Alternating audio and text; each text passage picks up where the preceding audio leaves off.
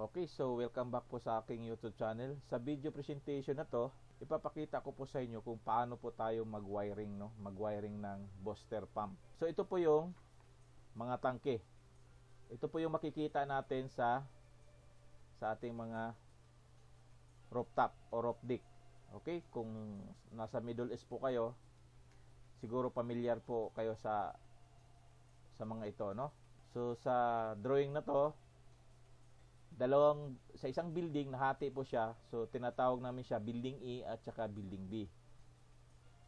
So usually dapat ang booster pump nito sa building A, dalawa yon, isang set, at saka sa kabila sa building B, dalawa din yon, isang set. So nangyari sa isang building, isang set lang po ang nilagay. Itong orange, ito po yung nagre-represent sa ating wiring, no? Wiring na galing dito sa ating panel board. Ito po yung dinaanan ito po yung mga float switch or signaling switch natin. Ayan po, yung orange na yan. Ayan. Okay? So, itong yellow-green na pipe, ito po yung nagre-repel, no? So, ito namang yung mga green na yan, ito po yung thermopipe na output. Okay? I-familiarize po natin yung ating itong mga to, ha. Ito yung mga wiring connection natin. Ito yung papunta dito sa ating monitoring switch. Dito yung monitoring switch natin. Okay? Usually nakaangat lagi yan. So dapat nakaganyan yan. Okay? So dapat lagi siyang nakaangat. So ito naman, itong portion na to, ito po yung check valve. Okay? Sa dalawang motor. So ito naman, ito yung mga gate valve. Yan. Ito naman yung gate valve papunta doon sa taas, no? Yan po. So ito naman, ito po yung main source natin sa ating water supply o water utility natin, no? Ang control niya ay ito lang, ball valve, no? Open po yan. Pumasok may pipe yan papunta dito sa ating main tank, which is kalagay dyan sa basement. So control lang po siya ng ball valve, no? Tataas po yung ball valve, magsasarado ang ating gate valve. Okay? So hindi na po dadalo yung tubig. So bababa ulit siya. Pag once na bababa ulit, itong ball valve bababa, mag-o-open naman itong gate valve. So dadaloy ulit yung tubig. So, ganun lang po yon.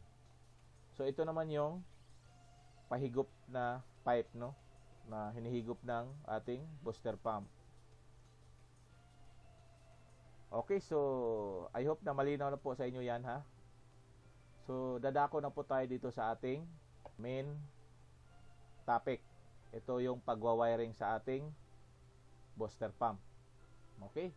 So, makikita natin yung mga material dyan na ginagamit ay unang-una, circuit breaker. Pangalawa, magnetic contactor. Yung magnetic contactor natin, 220 po yung ating coil, no? So, 220 po yan.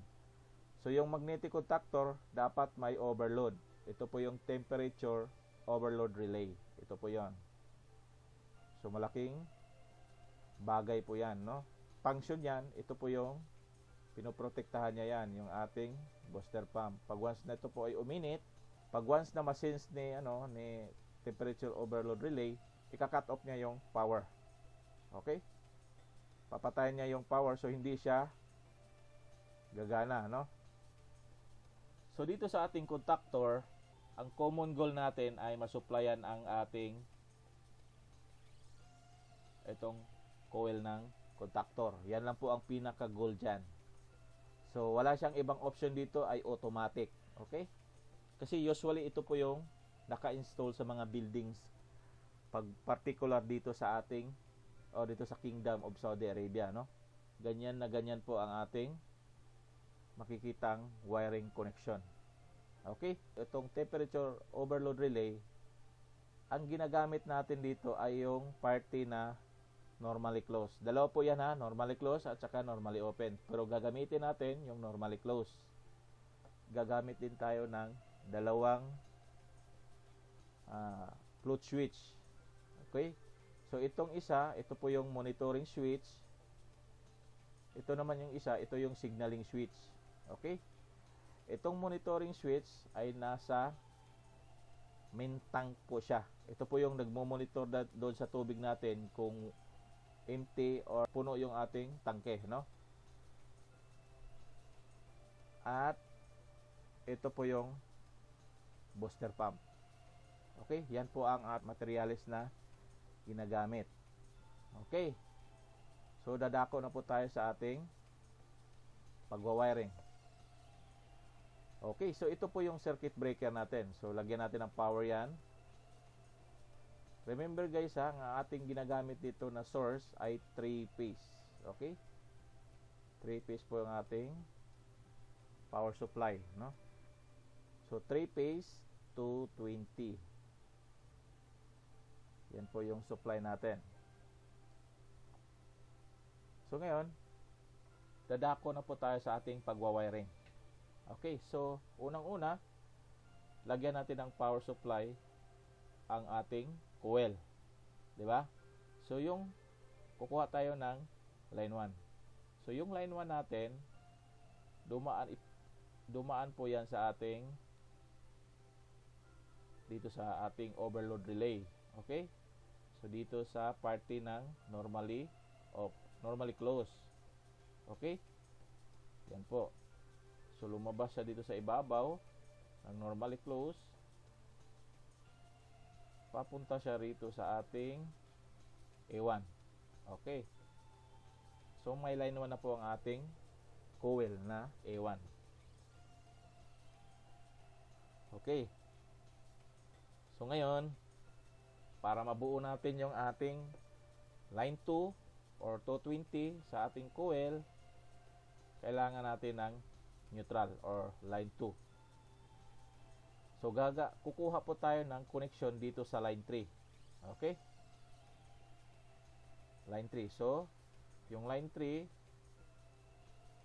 i-connect natin siya dito sa, ito na po nagsisimula na idaan natin siya sa ating mga float switch. So, yung line 2 natin, dumaan siya sa ating, ito yung signaling switch. Ito yung signaling switch natin ha. Signaling switch, ito naman yung monitoring switch. Okay. So yung line 2 natin, pumasok sa, tandaan po natin itong parte ng itong float switch.